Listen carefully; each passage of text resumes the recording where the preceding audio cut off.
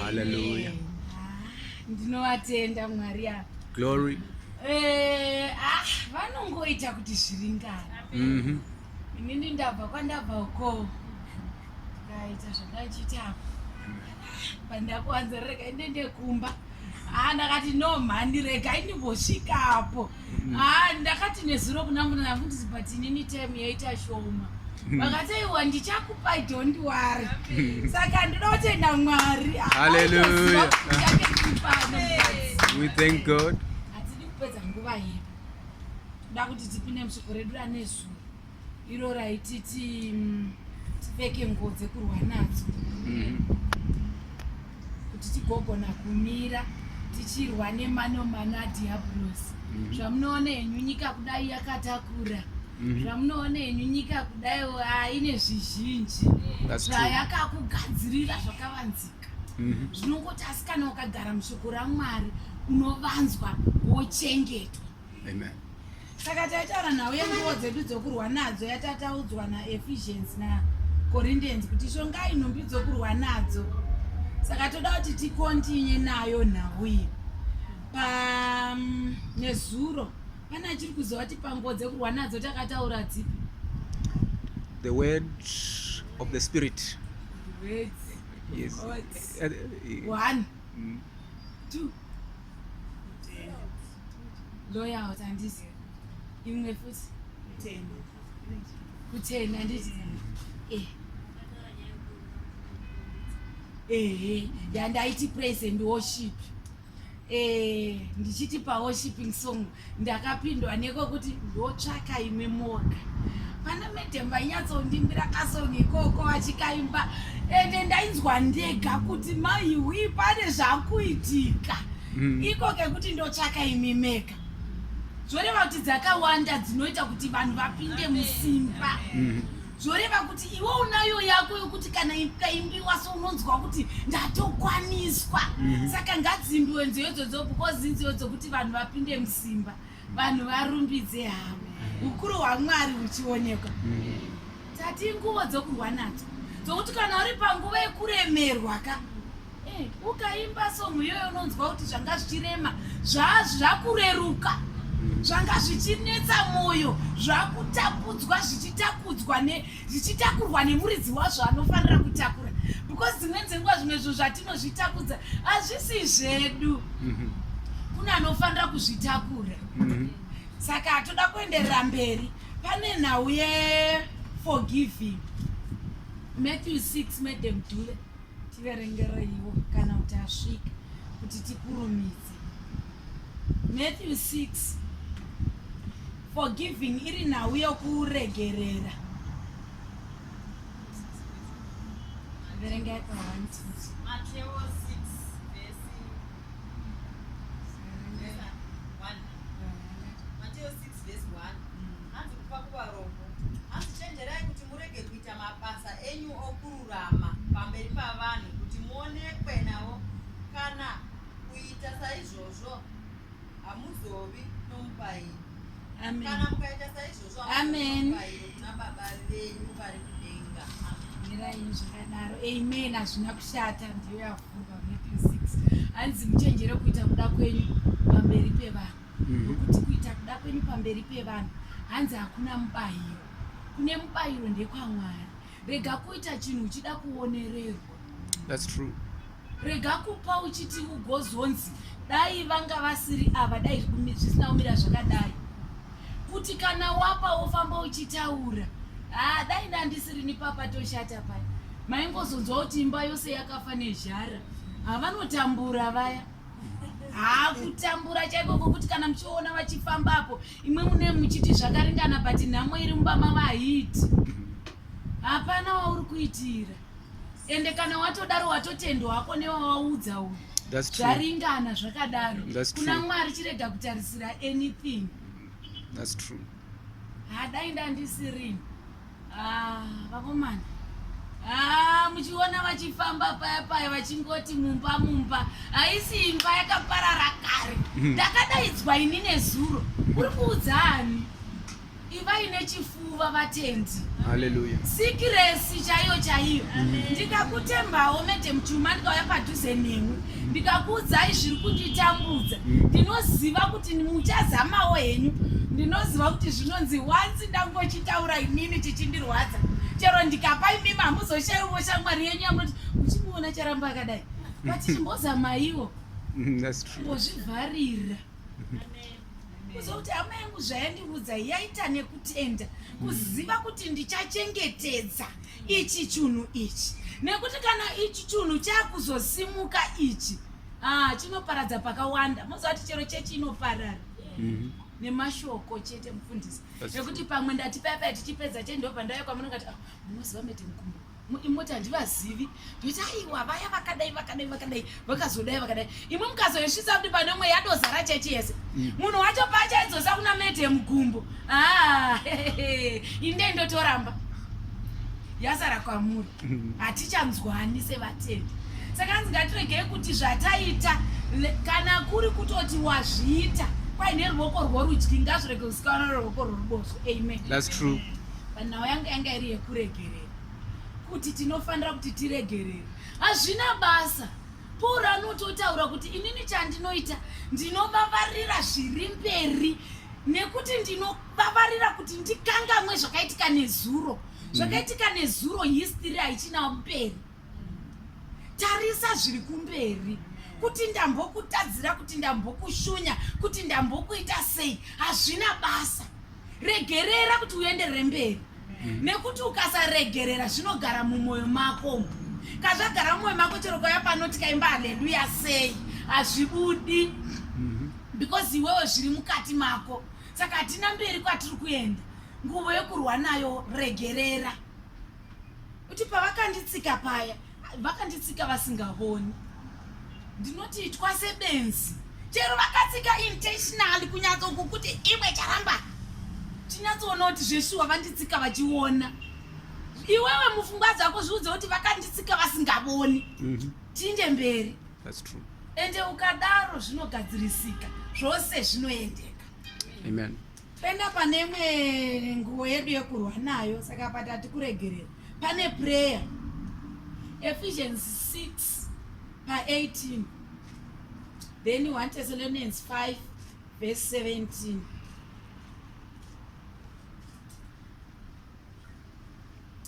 Kwashoko irori rinotapira. Tikangopfeka 6:18.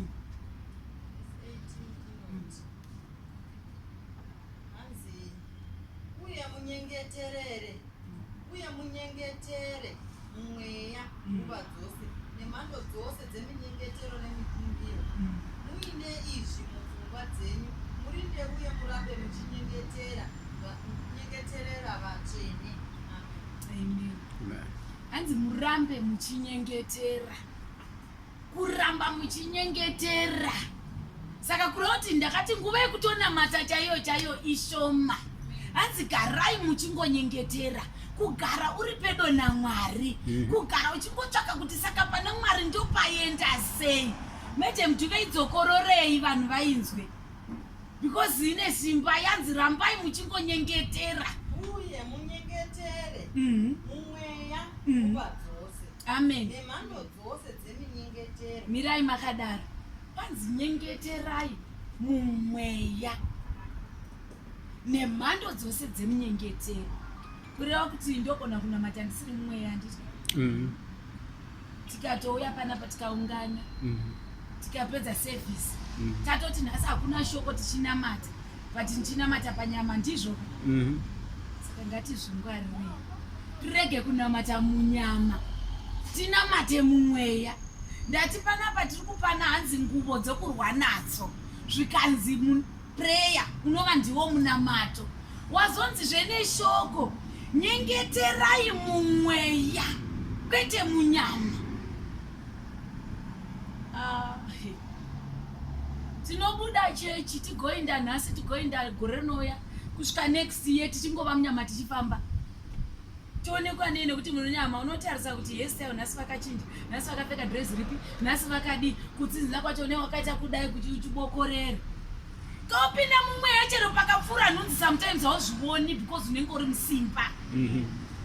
Ngatizvipei nguva yedu tichiziva kuti ndakati ikoku kuungana kwatiri kuita kundiwo imwe mhosva yatiri kutotora. Because unozosvika pako, hanzi munhu unotongwa nekuziva kwake, handiti knowledge yainayo, ruzivo rwainaro mushoko raMwari, iro raunovambarira everyday, rekuti unopinda uchinamata uri munyama, ugobuda ugodzoka zvemangwana tiri munyama. Saka ndezvekutokumbira Mwari kuti mweya mutsvene tigonese, nekuti tiri toga isusu hatigoni. vaTesalonika oti pa 5:17 oti pray without ceasing. Rambai muchingonyengetera. Hallelujah. Even kunyengetera kwako tamboti hakusi mumweya, asi pane nguva yekuchasvika mweya because uri kuramba uchinyengetera.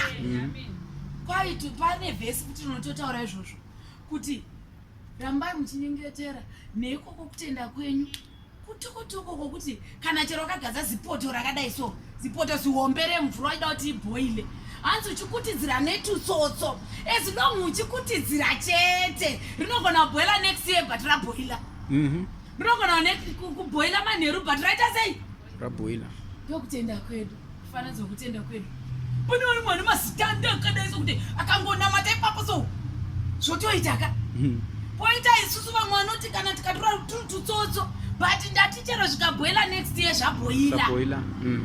Kunyengetera, rambai muchinyengetera. Saka tobva taonaka kuti kana tiri mugwara rokunyengetera, chero ukatukwa kana uri mukunyengetera, ndakati as long you know your goal, kuti iwe uri kuda kusvika pakrosi, chero ukaitwa zvinengei, as long uchizwa kuti ndine tutsotso twangu twandiri kukutidzira kuti mvura ibhoile, unoramba wakatarisa ikoko. Tukwa sekasvorwa, tarisirwa pasi, itwa zvose, but iwe uchiziva kuti poto yangu yakuda kubhoila. Hallelujah. Pane mwana uzosira murodhi isati yabhoila. Kwai zvandiremera, zvii zvakuremera. Iwe ndiwo wavatarisa, iwe ndiwo wavateerera, iwe ndiwo watadza kunomeditata the word of God yatakaudzwa nezuro kuti meditate it day and night. Ukaita seusina kuzviwa, ukaramba uri pamunamato wako, handipota yako inobhoila, handi munamato wako munyengetero wako unonzwika. Malevhu anosiyana pakunamata. Ndikati pana mwana mazikuni mazitanda ekuti anobhoilisa mvura kangoisa so 2 minutes yatoti bva. Mumwana tutsotso twake but ari kuda kuti ibhoile, anoshingirira achiramba achingokutidzira. Saka ininewe ngatirambe tichingokutidzira. Mvura yedu ibhoile, tichingonamata, tichingotsvaka kuti Mwari tokuitirei, tichingonai Jehovha, asi pane pandaresha, baba ndiregererei, ndinokumbirawo kuti zvangu zviite. Usanetera mzira because pamwe unosira padoko so. That's true. Padoko kuramwa. Then pane patience, ndiyo ndatozobata futi. Kutsungirira. Uri mukukutidzira poto yako kuti ibhoile. Kuramwa. Vakazonditarira uni dzangu, vakazodai vakadai, vanani? Uregere kuramba uchikutidzira zvaita. Ivaine patience madzimai. Hapana paunoti uchizama kuti ubate icho neicho chobva changoti bvu kawani. Ndati malevhu edu ndo anosiyana, nekuti pane vane matanda, vamwe tine tutsotso, saka ngatirambe takatsingirira tiri papo. Tichikutidzira, tichimirira nemoyo murefu. Shoko rototaura kuti nemoyo wakareba. Ndokuti shoko raMwari rishande rigare, ukuru hwavo huonekwe mauri. Ukaita moyo mupfupi unosiya imba inotapira. Ine imba here madzimai? That's true. Unoisiya. ichitapire kuti ukazodzoka kuona vanenge vamukati unogona kunozvisungirira. Vaitaura kuti makasiya shuga yababa imi makaita mwoyo mupfupi pfupi. Saka ngatitsungirirei pazvose tichiziva kuti kunamata uku inguvo yangu, inhumbi yangu yokurwa nayo yandinofanira kupfeka semukristu kuti zvangu zviite. Hallelujah. Saka ngativei nekutsungirira, ngativei nemwoyo murefu. Thank you, Lord. Ofuti mwoyo murefu wacho haungowaniki. Unotonyengetererwa kuti baba ndigonesei kuti ndive nemwoyo murefu. Mwari ndigonesei ndirambe ndakatsungirira. Mwari ndigonesei. Sono nyaya yese sport race ringori pauri wewe semutendi. Tsungirira kusvika wachibva go yako. Unazvo zvawakatonyora pasi uchitaura kuti by such a time kana kuti gore rino anonzi my resolutions amena atonyora aya muna January. Kwa ndoda kudai ndigodai. Ukasatsungirira hazvibudi. 2 plus 2 ndi 4. 1 plus 1 ndi 2. That's true. Rauti pawafamba nhasi ukapafamba uchipatsetsenura mangwana udzokorore. Ndiri kurevei ukange wati Mwari ndabva mukutuka chirega kudzokera mukutuka ikoko. Because ukadzokera uri kungotenderera so hausati watanga. Mwari batayo sesu madzimai kutaura chokwadi. Mwari ngavatigonere miromo yedu iyi inotaurisa.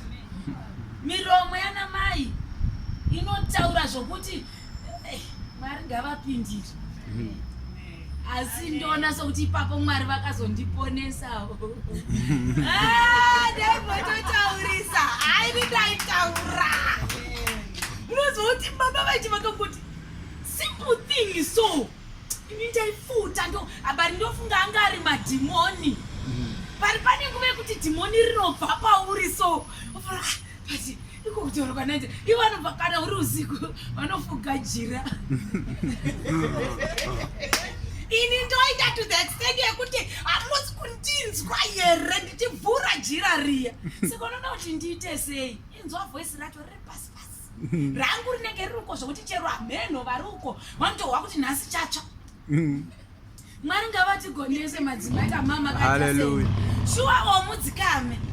Munyarare miromo yenyu itaurire pasi. Nekuti chero iro shoko unozvati chero kange uri mukadzi vari pano mese munoshanda imi. Chero kange uri mukadzi anoshanda anokontribhuta mumba. Dzikama ziva kuti baba ndo musoro wemu. Hallelujah. Imbotevedzera zvavanoita izvozvo ubenzi ine kuti iwe unotaura kuti ndoziva baba zvavanotaura ngezveubenzi. Chimbotevedzera ukauone kana mazongodai ivo vega unomunga kuti havazooni kuti mai ava vatevedzera but tazongodai so but dedi mamapotsa wani. That's true. Dedi mamapotsa nekanzu kepasi pasi manganotaura kuti haiwa mama matitidini. That's true. Miromo yedu please, miromo yedu Mwari ngavatigonere. Amen. Nekuti shuwa kutaura chokwadi mufundisi isusu tinozviresva semadzimai. Ndakatozozvionawo ino kuti tine pane pamwe patinozviresva toda kudiwa but isu kuda kwacho hatigoni. Unonzi I love you nababa iwo usati kana one day wambovati I love you. Izvimba muna chunhu izvozvozvokure utirozoti vachati I love you havambokutumiri message kuvhunza chokwadi chiri pachena kuti wanzi I love you kubva zuva richibuda ipapa hapana. Mwari ngavatigonere. Kana chinyepa madzimai tiimete muibvai mberi mugare pasi. Saka ngatibatei muromo yedu hama dzedu dzitishuvewo tisipo. Hallelujah. Inguva yemudzimai yekurwa nayo kutonyarara chaiko kungozvinyarara wova hambo zvako wodzikama unozati ndinoyeva medhemu chuma. Ini ndinongovayeva.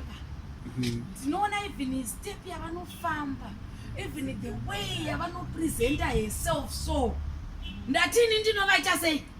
Maiva. That's right. Kuti kazoenda kuna baba aiwa baba vachapedza zvese isu hatichabvunzi. Ini ndatini pana medhemu vangu ini ndinovayeva. Nekuti kufamba kwavo zvinyoronyoro chero vachiita zvavanoita zvinyoronyoro ndakamboti Mwari kondipewo mwoyo unofamba samedhemu vangu. Hallelujah. Handisati ndavanzwa. Hallelujah. Ndiri kuvapupurirawo.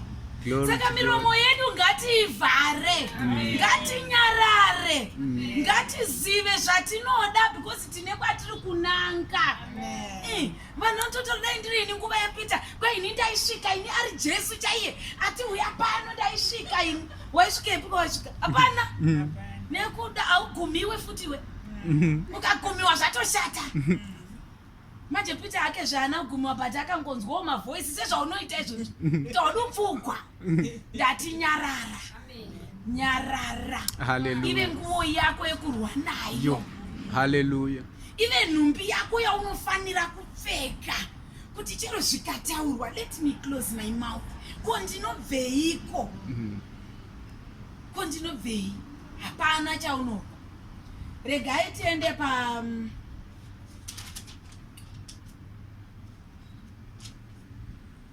pautsvene chaivo, righteousness.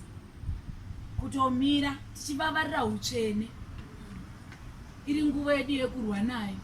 Kana tavavarira utsvene hauchina nguva yekusumudzira munhu voisi, hauchina nguva yekutarisa kuti avo vadini, hauchina nguva yekuswera maziso ako achitsvaga kuchiva zvenyama, nekuti wakurarama muutsvene. Wakubatisisa uchiziva kuti Mwari ndigoneseiwo.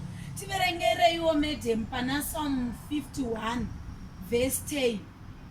Uchizama kurasa tsvina dzose. Psalm 51 verse 10. Then Psalm 11 verse 7. Uchizama kurasa tsvina dzose dzikurarama. 51 verse 10.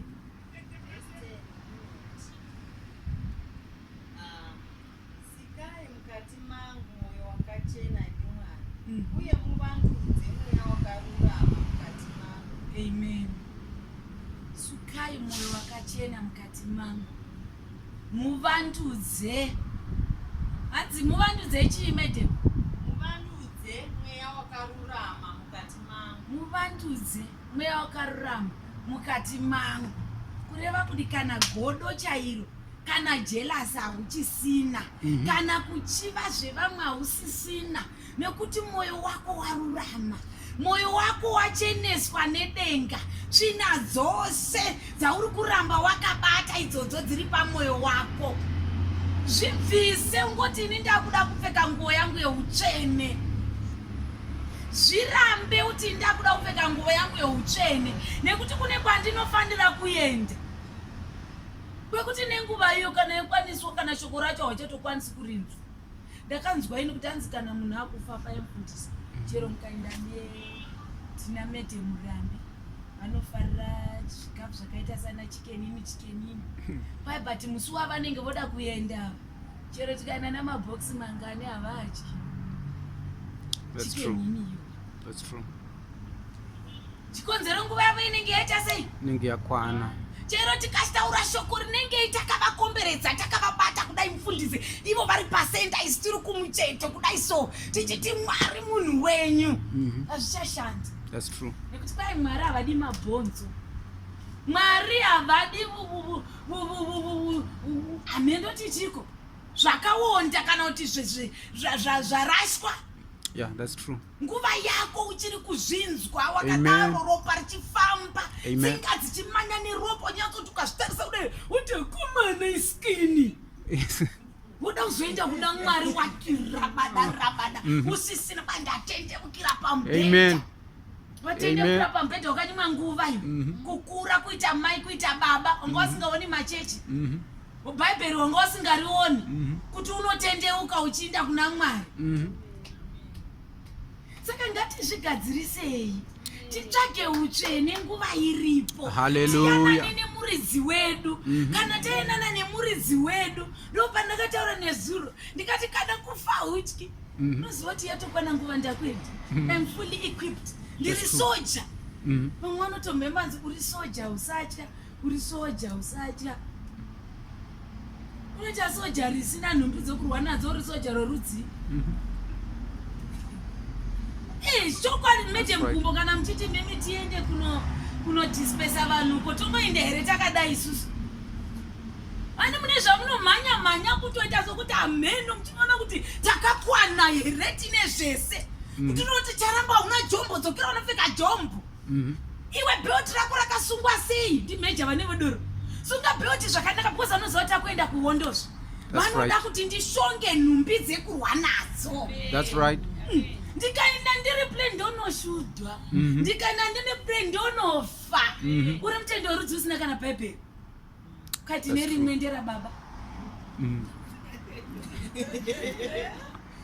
rababa vagoni zvavo baba vachanokumiririrai tenga bhaibheri rako ukaona kasipete mkakongotsvakawo zvivhesi zvimwe chete ukwira uchingozvitsvaka kuti patipaya zvazvichimbonzi kudiko kopaya zvazvichimborehwa kuti kudiko kopaya zvazvichimbonzi kudiniko ushonge nguvo dzokurwa nadzo nguva ichiripo. Hallelujah. Ushonge nguva yekurwa narwo usati wawira mudambudziko kuti zvako zviite zvako zviringaniswe zvichifamba zvichienda.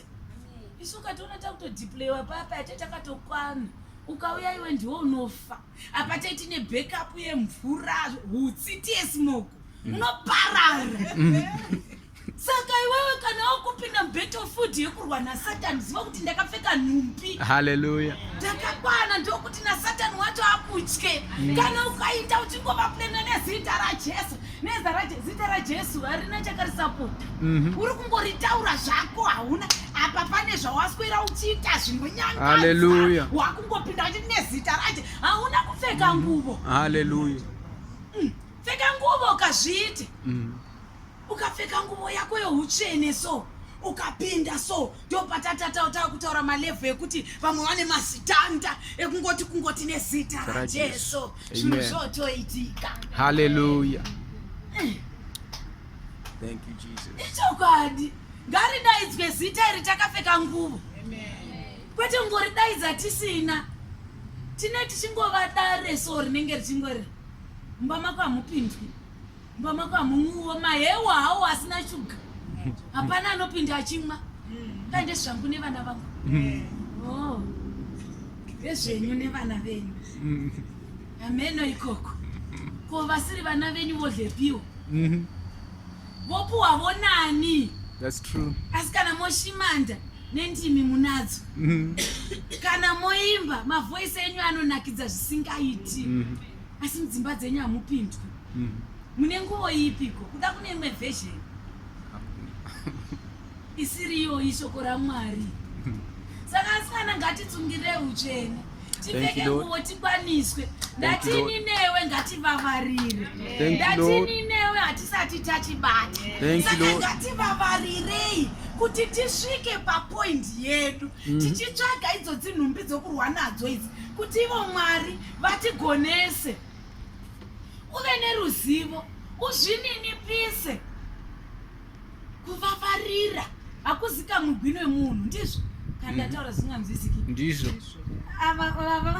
vangandizivira here mukomadhuve vangandiwanira ruzivo rozonzi nderwamainati hazvingaiti mane rwavo ava saka ndo zvinoita neshoko raMwari anovavarira ndiwe kuti uzive irori shoko iri iwe ndiwe unofanira kurivavarira kuti uzogona kumira uchirwa nemanomano adhiabhurosi uchikurira uchiti ukati nezita raJesu zvinhu zvotanga kuenda. Hallelujah. Zvanga zvisina kugadzikana zvichigadzikana zvanga zvoita sokuti zvokudibira zvichivhurwa zvanga zvakabiwa zvichidzoka zvinodzoka neshoko raMwari.